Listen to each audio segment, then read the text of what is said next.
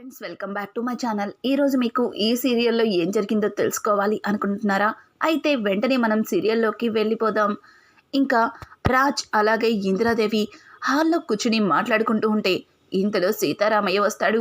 ఏంటి చిట్టి, అందరూ అలా నవ్వుతున్నారు, నాకు కూడా చెప్పండి అని చెప్పి అడగడంతో ఏం లేదులే తాతయ్య, వీళ్ళు కావాలని నవ్వుతున్నారు, నాకు కోపం తెప్పించేలా చేస్తున్నారు అని అంటుంటే పక్క నుంచి ఇందిరాదేవి అదేం లేదు బావా, అసలు ఏం జరిగిందంటే అని చెప్పి ఇక ఇందిరాదేవి అయితే జరిగిందంతా సీతారామయ్యకి చెప్పడంతో సీతారామయ్య కూడా వెటకారంగా నవ్వుతాడు. తాతయ్య, నువ్వు కూడా వీళ్ళతో చేరి నన్ను చూసి నవ్వుతున్నావా అని అంటుంటే ఏ తప్పేముందిరా, నువ్వు మరి ఇంట్లో ఖాళీగానే ఉన్నావు కదా, పెళ్ళాం దగ్గర భయపడి ఇలా ఇంట్లో ఉన్నావు. అసలు నిన్ను చూస్తుంటే ఒక విధంగా నాకు చాలా బాధగా అనిపిస్తుంది. ఎక్కడ పెళ్ళాం దగ్గర ఓడిపోతానేమో అని భయపడి ముందే ఉద్యోగం మానేసి ఇంట్లో కూర్చున్నావు చూడు, అది నిన్ను చూస్తుంటే జాలేస్తుంది. కానీ నువ్వింతవరకు కావ్య విషయంలో ఒక గొప్ప పని చేసావు రోయ్ అని అంటుంటే ఏంటి, కావ్య విషయంలో నేను ఒకే గొప్ప పని చేశానా? అసలు దాని విషయంలో నేను అన్నీ గొప్ప పనులే చేశాను. దాన్ని పెళ్లి చేసుకుని ఇన్నాళ్ళు భరించడమే నేను చేసుకున్న పెద్ద గొప్ప అని చెప్పి ఇక రాజైతే తన గొప్పలు తను చెప్పుకుంటూ ఉంటే సీతారామయ్య, ఆపరా నువ్వు నీ మాటలు. కావ్య విషయంలో నువ్వు చేసిన ఆ మంచి పని ఏంటో తెలుసా? కావ్య కళని గుర్తించి తనకి కళావతి అని పేరు పెట్టావు. అదే నువ్వు చేసిన ఒకే ఒక్క మంచి పని.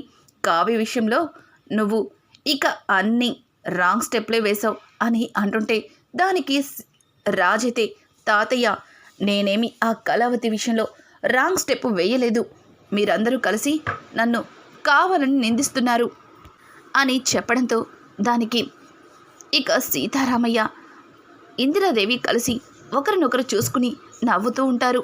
తాతయ్య, నేను ఇంత సీరియస్గా మాట్లాడుతుంటే మీకు వెటకారంగా అనిపిస్తుందా? మళ్ళీ నవ్వుతున్నారు అని చెప్పి ఇక రాజైతే వాళ్ళిద్దరినీ చూసి మొహం ముడుచుకుని పక్కకి తిరిగిపోతాడు. ఇంతలో వెనుక నుంచి అపర్ణ, నాన్న రాజ్, వంట పూర్తయింది, వచ్చి భోంచేయి అని అనడంతో దానికి రాజ్ వస్తున్నాను మమ్మీ అని చెప్పి కాస్త కూడా సిగ్గుపడకుండా వెళ్ళి డైనింగ్ టేబుల్ దగ్గర కూర్చుని ఉంటాడు. ఇక అందరూ కూడా భోజనానికి కూర్చుని ఉంటే ఇంకా ధాన్యలక్ష్మి రాజ్ వైపు చూసి, నాన్న రాజ్, నువ్వు ఖాళీగానే ఉన్నావు కదా, ఒకసారి బాత్రూంలో హీటర్ పాడైంది, దానికోసం టెక్నీషియన్తో మాట్లాడాను, కొంచెం దగ్గరుండి తీసుకురారా, వాడు రావటం లేదు అని చెప్పి ఇంకా ధాన్యలక్ష్మి అలాగే పక్కన ఉన్న ప్రకాశం అయితే, రే రాజ్, నా కార్ ఎందుకు సరిగా వెళ్ళటం లేదురా, అస్తమాను ట్రబుల్ ఇస్తుంది, దానిలో ఏం ప్రాబ్లమో తెలియట్లేదు, కొంచెం ఈ ఒక్కరోజుకి దగ్గరుండి ఆ కార్ని రిపేర్ చేపించిరా అని చెప్పి ఇక ఒక్కొక్కరు వాళ్ళ పనిని రాజ్కి అప్పగిస్తుంటారు. రాజ్ అయితే ఆపండి, నేను ఖాళీగా ఉన్నానని ఎవరు చెప్పారు? నేను కూడా చాలా బిజీ, అయినా మీరందరూ కలిసి నా మీద కావాలని దండయాత్ర ప్రకటించారా ఏంటి అని చెప్పి రాజ్ వాళ్ళందరినీ గట్టిగా అరుస్తాడు. చాలా ఆవేశంగా భోజనం పూర్తయిన తర్వాత లేచి బయటికి వెళ్ళిపోతూ ఉంటే ఇక ప్రకాశం అయితే, రాజ్ ఏంట్రా భోజనం పూర్తి కాకముందే వెళ్ళిపోతున్నావు అని అంటుంటే ఇక అపర్ణ అలాగే ఇందిరాదేవి ఇద్దరు కూడా, ప్రకాశం, వాడు ఆల్రెడీ భోజనం తినేశాడు, నువ్వే సరిగా గమనించకుండా వాడు తినలేదని బాధపడుతున్నావు అని అంటుంటే దానికి ప్రకాశం ప్లేట్ వైపు చూస్తాడు. ప్లేట్ అంతా నీట్గా ఊర్చుంటుంది. అమ్మో, వీడు ఖాళీగా ఉంటే భోజనం కూడా ఇంత ఫాస్ట్గా తింటాడా అని చెప్పి ఇక ప్రకాశం తనలో తను అనుకుంటుంటే, నాన్న రాజ్, ఎక్కడికి వెళ్తున్నావు? బయట చెట్లకున్న ఆకులు లెక్కెట్టడానికి కదా అని చెప్పి అపర్ణ అయితే వెటకారంగా రాజ్ని అడుగుతుంది. రాజ్ వెనక్కి తిరిగి, ఏంటి మమ్మీ అని అంటుంటే, అదేరా, తిన్నది అరగాలంటే బయట చెట్లకున్న ఆకులు లెక్కేయడానికి కదా వెళ్తున్నావు అని అంటుంటే, మమ్మీ అని గట్టిగా అరుస్తాడు. రాజ్ అయితే ఇక అపర్ణ అన్న మాటలకి అక్కడ ఉన్న వాళ్ళందరూ నవ్వుతారు. మీరు కూడా నవ్వుతున్నారా? నవ్వండి, బాగా నవ్వుకోండి అని చెప్పి రాజ్ చాలా కోపంగా తన గదిలోకైతే వెళ్ళిపోతాడు. ఇక్కడ చూస్తే కావ్య ఆఫీస్ నుంచి ఇంటికైతే వెళ్తుంది. కావ్యని చూసిన కనకం, కృష్ణమూర్తి చాలా సంతోషిస్తారు. ఇక కనకమైతే కావ్య దగ్గరికి వచ్చి, అమ్మ కావ్య, ఈరోజే ఆఫీస్కి వెళ్ళావు, అక్కడ అన్నీ బాగానే ఉన్నాయి కదా అల్లుడు గారు అను అంటుంటే, ఇంకెక్కడ అల్లుడు గారు, నన్ను చూడగానే ఆయనకి కోపం కట్టలు తెగిపోయింది, ఏకంగా చెట్టెక్కి కూర్చున్నారు.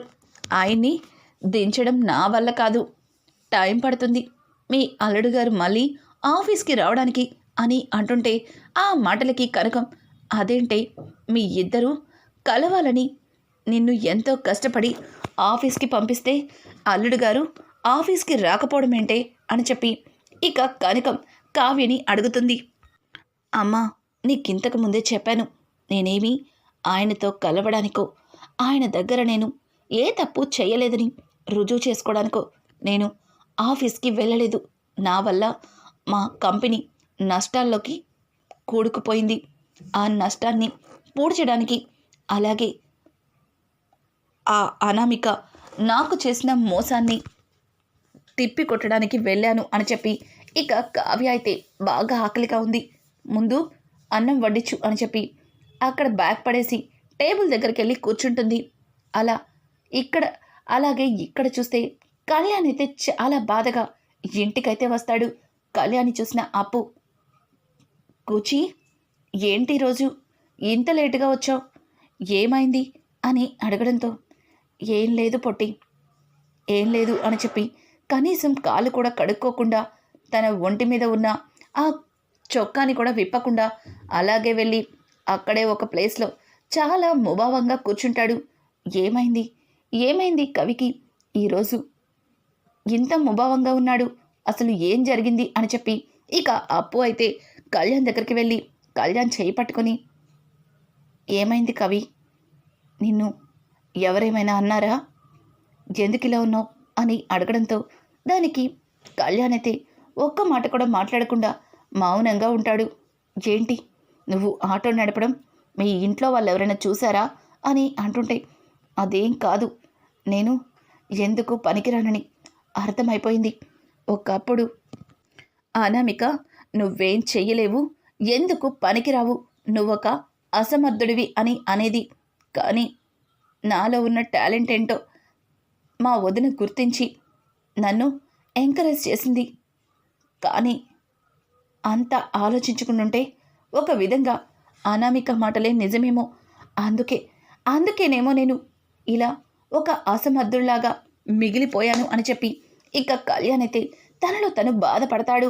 అప్పు, ఏమైంది, ఎవరేమన్నారు, చెప్తావా లేదా అని గట్టిగా అడగడంతో ఇక కళ్యాణ్ అయితే తను లక్ష్మీనారాయణ గారిని కలిశానని, ఆయన తనని ఘోరంగా అవమానించిన సంగతి ఇదంతా కూడా అప్పుకి చెప్తాడు.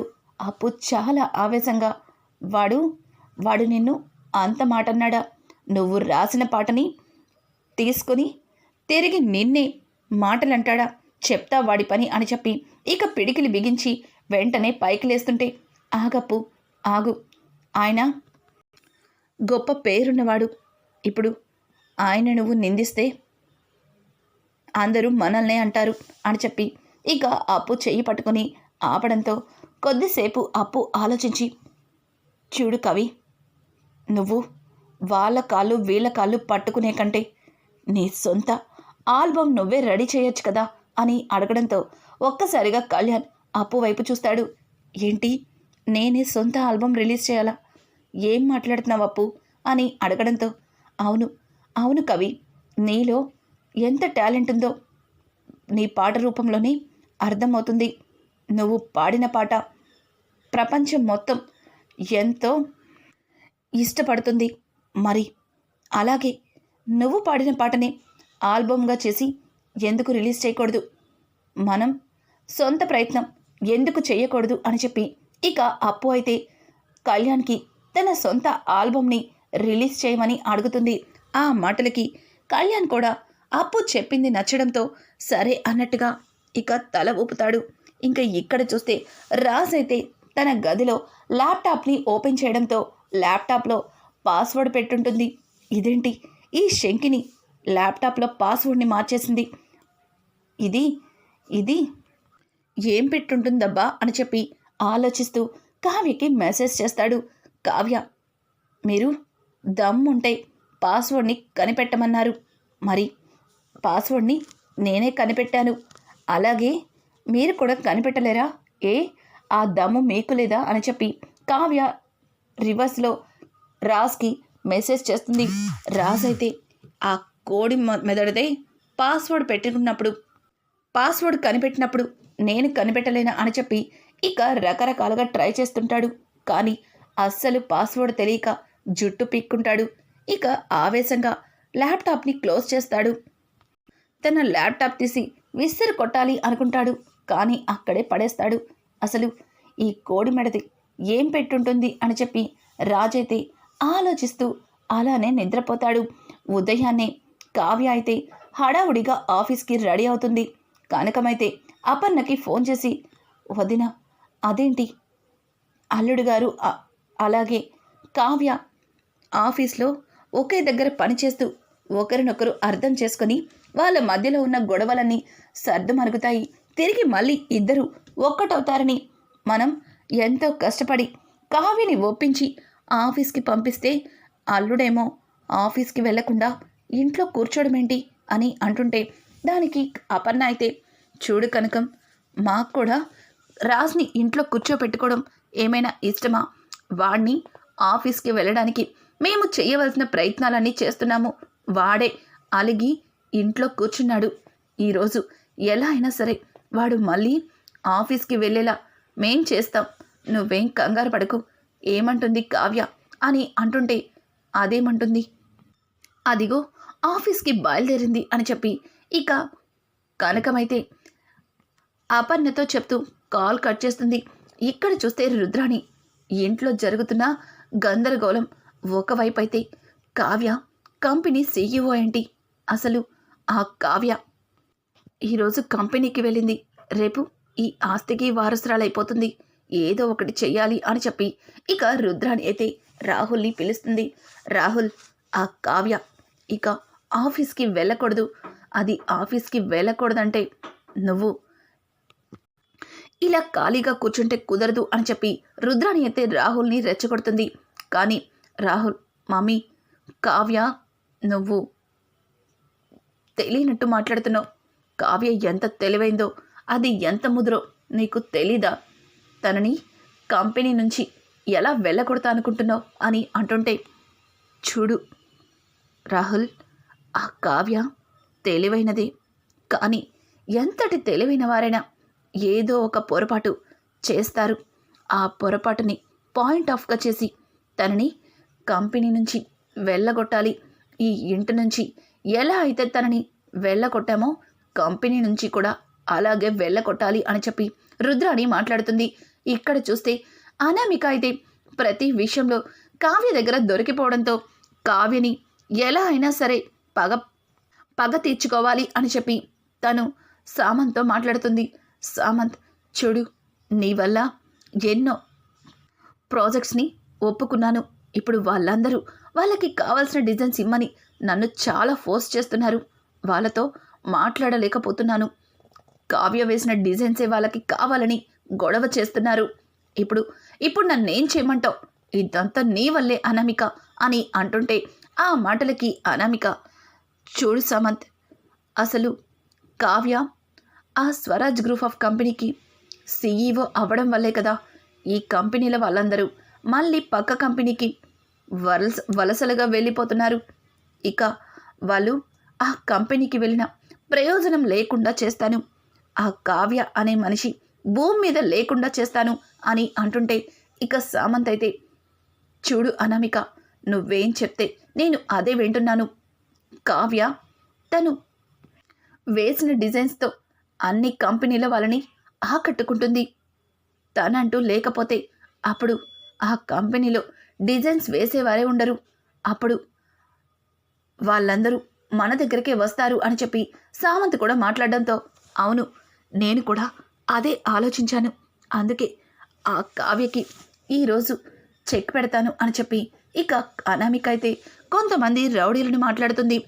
అలాగే కావ్య ఆఫీస్కి బయలుదేరేటప్పుడు ఆ రౌడీలని కావ్య వెళ్ళే దారిలో ఉండి కావ్యని శాశ్వతంగా చంపేమని ప్లాన్ చేస్తుంది. ఇక కావ్య అయితే ఆటో ఎక్కి ఆఫీస్కి బయలుదేరుతుంటే అనుకోకుండా ఆటో రిపేర్ అవుతుంది. ఆటో రిపేర్ అవ్వడంతో కావ్యని, మేడం ఆటో కాస్త ట్రబుల్ ఇచ్చింది మేడం, మీరేమనుకోపోతే మరొక ఆటో ఎక్కుతారా అని అడగడంతో ఇక కావ్య అంతవరకు అతనికి డబ్బులిచ్చి మరొక ఆటో కోసం ఎదురు చూస్తుంది. ఎంత చూసినా ఒక్క ఆటో కూడా రాకపోవడంతో కావ్య ఇక చిన్నగా నడవడం మొదలు పెడుతుంది. అనామిక ముందుగానే ప్లాన్ చేసుకున్నట్టు అనామిక ప్లాన్ చేసిన రౌడీలు అక్కడే ఉంటారు. ఆ రౌడీలు కావ్య రావడం గమనించి ఇక వాళ్ళు అనుకున్నట్టుగానే లారీతో ముందుకైతే వస్తారు. అలా లారీ తీసుకొచ్చి కావ్యని గుద్దయ్యాలి అనుకునే టైంలో ఒక వ్యక్తి కావ్యని పక్కకి లాగుతాడు. ఇక కావ్య ఒక్కసారిగా తను షాకింగ్లో ఉండిపోతుంది. కానీ తనని కాపాడింది ఎవరో కాదు, రాజ్. అలా ఇద్దరు ఒకరినొకరు దగ్గరవుతారు. ఇక ఉన్నట్టుండి పక్క నుంచి ఒక కార్ వచ్చి కావ్యని డాష్ ఇస్తుంది. ఒక్కసారిగా కావ్య వెనక్కి పడిపోతుంది. కళావతి అని గట్టిగా అరుస్తాడు రాజ్. అయితే రాజ్ కళ్ళ ముందే కావ్యకి చాలా పెద్ద యాక్సిడెంట్ అవ్వడం రాజ్ తట్టుకోలేకపోతాడు. కావ్యని వెంటనే ఇమీడియట్లీ హాస్పిటల్కి అయితే తీసుకెళ్తాడు. కావ్య గురించి ఇక డాక్టర్తో చెప్తుంటే డాక్టర్ వెంటనే ట్రీట్మెంట్ చేయడం మొదలు పెడతారు. రాజ్ టెన్షన్గా అక్కడే కళావతికి ఏం కాకూడదు, ఎంత డబ్బు ఖర్చైనా పర్వాలేదు అని చెప్పి అందరినీ ట్రీట్మెంట్ చెయ్యమని తన మనసులో ఉన్న బాధనంతా బయటికి చెబుతుంటాడు. ఇక డాక్టర్లు కావ్యకి ట్రీట్మెంట్ చేస్తూ ఒక డాక్టర్ బయటికి రావడంతో రాజ్, డాక్టర్ తనకిప్పుడు ఎలా ఉంది, తను బాగానే ఉంది కదా అని అడుగుతుంటే ఇక డాక్టర్ అయితే, చూడండి సార్, చాలా బ్లడ్ లాస్ అయింది, తనకి ఇప్పుడు బ్లడ్ ఎక్కించాలి, 24 గంటలు గడవందే ఏం చెప్పలేము, తన బ్రెయిన్ తలకి చాలా బలంగా గాయం తగిలింది, తను ఒకవేళ బ్రతికినా స్పృహలోకి వస్తుందో లేదో కూడా చెప్పలేము అని చెప్పి డాక్టర్లైతే కావ్య గురించి చెప్పిన మాటలకి రాజు తట్టుకోలేకపోతాడు. అక్కడికక్కడే కుప్పకూలిపోతాడు. ఈ నిజం తెలిసిన ఇంట్లో కుటుంబ సభ్యులందరూ కూడా అక్కడికి వస్తారు. అపర్ణ అయితే రాజ్ అని పిలవడంతో ఒక్కసారిగా రాజ్ మమ్మీ అని చెప్పి అపర్ణని హక్ చేసుకుంటాడు. మమ్మీ కళావతి మమ్మీ, చూడు ఎలా ఉందో, కళావతి కావాలి మమ్మీ, నాకు కళావతి లేకపోతే నేను బ్రతకలేను మమ్మీ అని చెప్పి రాజ్ అయితే పసి పిల్లాడిలాగా అపర్ణ దగ్గర ఏడుస్తూ ఉంటాడు. అందరూ కూడా రాజ్కి నచ్చ చెప్తుంటారు. కానీ రుద్రానికి ఊహించని షాక్ ఏంటంటే రాజ్ కావ్య మీద అంత ప్రేమని పెంచుకోవడం రుద్రానికి అర్థమవ్వదు. ఇదేంటి, అసలు కావ్య మోహమే చూడను, అసలు కావ్య అనే పేరే నా జీవితంలో ఉండకూడదు అని వీడు ఎంత బలంగా చెప్పాడు. కానీ కావ్య యాక్సిడెంట్తో కావ్య మీద వీడికి ఎంత ప్రేమ ఉందో అంత బయటపడుతుంది అని చెప్పి ఇక రుద్రాణి అయితే ఆశ్చర్యపోతుంది. ఈ రకంగా అయినా సరే ఈ కావ్యపీడ వదిలిపోతుంది అని రుద్రాణి కాస్త ఆనందపడుతుంది.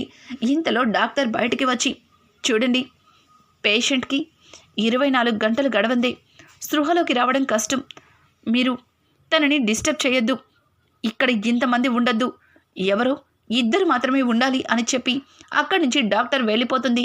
ఇక అపర్ణ అయితే రాజ్తో, చూసావా రాజ్, తను నీ కళ్ళ ముందు తిరిగినన్నాళ్ళు తన విలువ నీకు తెలియలేదు, తనిప్పుడు నీకు దూరం అవుతున్నప్పుడే తను నీకు కావాలి అనిపిస్తుంది, ఇప్పుడు నీ భార్య మీద ఉన్న ప్రేమానుబంధాలు బయటపడుతున్నాయి అని చెప్పి అపర్ణ అయితే రాజ్తో మాట్లాడుతుంది.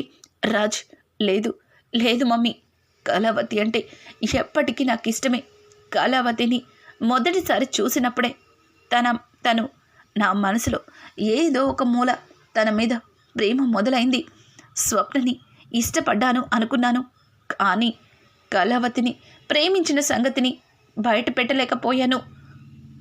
కళావతి దూరమైన ప్రతిసారి కూడా నన్ను నేను ఎంతగానో తిట్టుకున్నాను.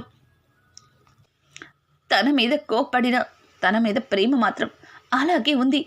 నా కళావతి నాకు కావాలి అని చెప్పి రాసైతే బోరున ఏడుస్తాడు. రానున్న ఎపిసోడ్స్లో కావ్య మళ్ళీ కళ్ళు తెరుస్తుందా? నిజంగానే కావ్యరాజులిద్దరూ ఒక్కటవబోతున్నారా? ఇట్లాంటి లేటెస్ట్ ఎపిసోడ్స్ మరిన్ని కావాలి అనుకుంటే మా ఛానల్ని సబ్స్క్రైబ్ చేసుకోవడం మాత్రం మర్చిపోకండి. Thanks for watching friends. Welcome back to my channel.